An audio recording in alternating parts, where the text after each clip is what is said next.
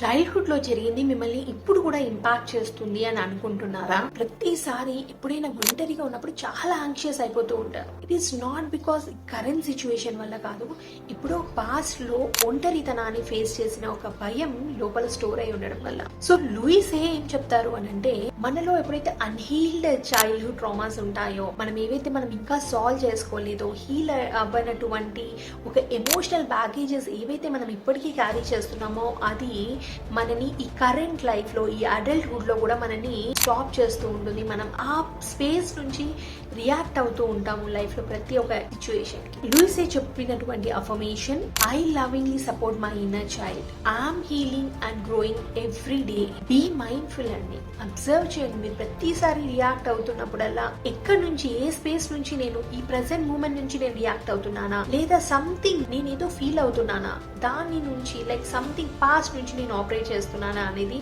Mindful గా ఉండండి. Have a great day.